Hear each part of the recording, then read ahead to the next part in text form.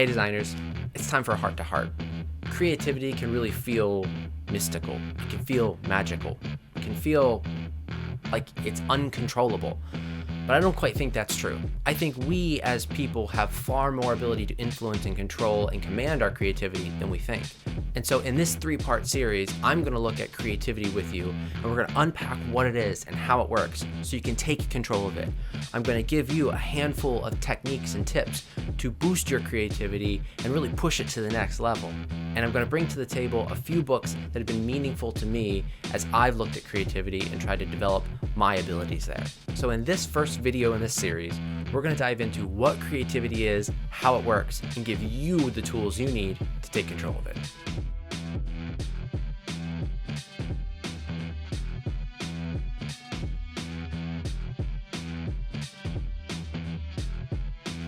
Okay, so what is creativity?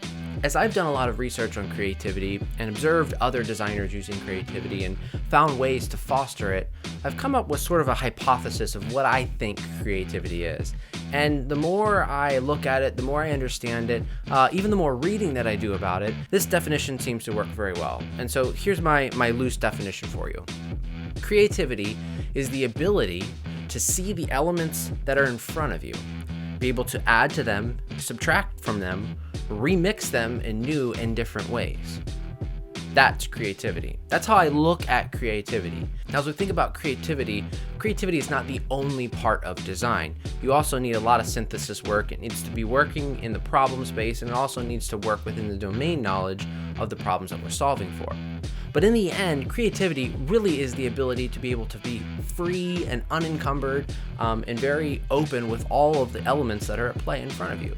So for instance, as a UI designer, you might be able to look at form fields and heading titles and labels and be able to change and move. Maybe you're going to inject buttons. Maybe you're going to remove buttons. Maybe buttons don't actually even need to be there. So as a UI designer is doing design work, one of the things that they're going to be doing is looking at how can they reshape and reform these kinds of elements in new and different ways, in ways that are unexpected. And a lot of times it's not going to work, and that's okay. That's part of design. But sometimes you're going to run into a new opportunity that you've never explored before, and that's where the power of creativity actually comes in. Creativity really has the word create in it, and so it's a very creationary activity. It's very much an activity where we're actually building things and assembling things and bringing them together.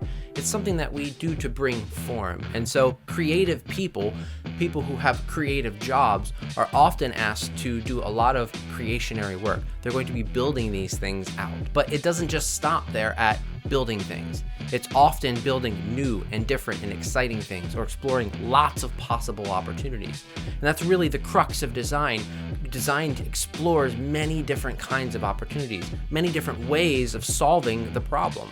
That's the power with design. And so the more creative that designers can be, the more innovative and interesting our solutions can actually become and actually really begin to change the world and change experiences for people in new ways, in novel ways, in exciting ways, in ways that make people feel, whoa, I've never seen this before. This is awesome. This is exactly what I need.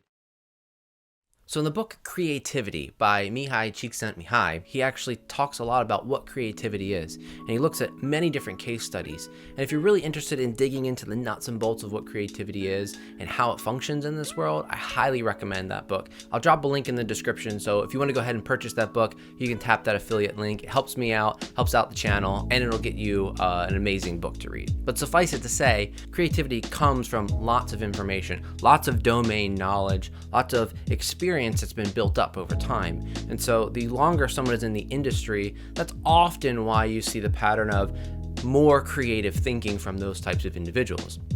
Over time, they've just assembled more and more information that they're able to work with. They're able to look at all the various experiences they've had, all the successes they've had, pull from them and remix them in different ways and in different situations and different scenarios to create what appears to be completely innovative solutions in a different space. Oftentimes, we're just borrowing from a different domain. So an industrial designer might borrow from a UI design domain, or an automotive designer might borrow from an interior design domain.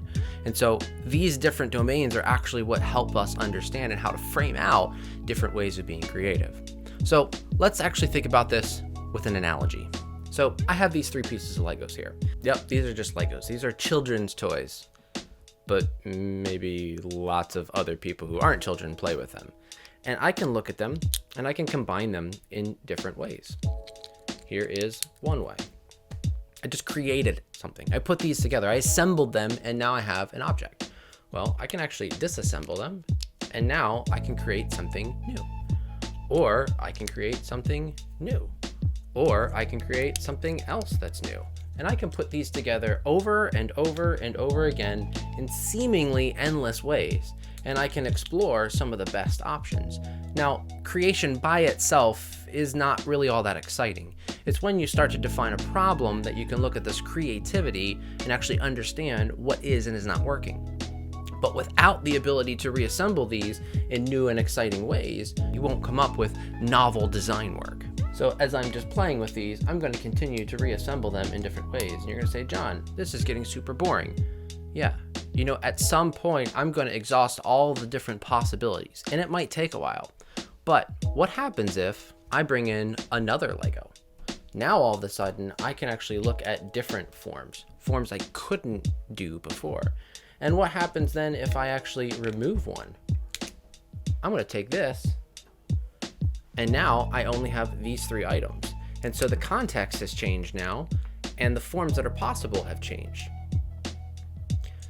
So Legos are actually a really amazing analogy for creativity, and I love thinking about these because I can bring all of my Legos to a party and we can play all day long with these Legos. But when someone else comes into the picture, they bring their Legos to the party and we can dump them on the table and we can mix them together and we can create new and exciting different kinds of forms. So you can see then that creativity has a lot to do with about the information that's available to a designer or to someone who's practicing this creative activity. And so what actually makes it very powerful for designers is when you're able to actually look far out and wide and grab something out from outside your domain that you're specifically looking on to bring it in and force new connections, new ways of thinking about the situation and the solution that's at hand. So creativity can really be summed up by saying it's an activity where you are creating and assembling things in novel, unexpected, and meaningful ways. So for designers, that's the trick. That's the key. That's the secret ingredient to innovative design work. The more creative that we can be in our design work, the more broadly that we can think and grab and borrow from other industries and other domains and other problem spaces and other solution spaces, the more powerful our design work can become. And this is fantastic because for designers, this means that creativity is a key to innovation. So don't always just get locked in and myopic and focused on the problem at hand. Think more broadly, take breaks, find ways of introducing new information and forcing new connections that weren't there before. So for designers then, it's important to understand that you can take charge of this creative ability, this creativity, and actually put it to use and put it to work for your design solutions. It's something that you can form and practice and hone over time. And the more that you practice creativity, the more creative you'll become. You may think that you're not very creative right now, and that's okay. You can develop it and grow it over time.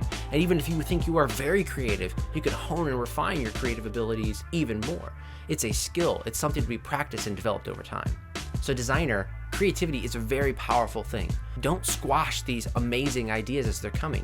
They are very powerful and they're very helpful in understanding what does and doesn't work in the whole design realm, in the discipline of design. So go forth, be creative, find new ways of thinking about the problem. Don't be afraid to borrow from seemingly random areas of life or from different solution spaces or completely different industries. That's part of the secret of really successful designers is they're able to think very broadly, very wide, and pull these things into what's in front of them right now. So if you found this video helpful, please hit that like button. If you have any questions, comments, concerns, make sure you drop them in the comments section. I'd love to know if this has been helpful or if this is something you've already known or if you have future questions that you'd like to see answered. And if you want more videos and you want to get the rest of this series, be sure to subscribe to the channel so you get the latest videos as soon as they come out. Thank you so much for watching. Go make something awesome.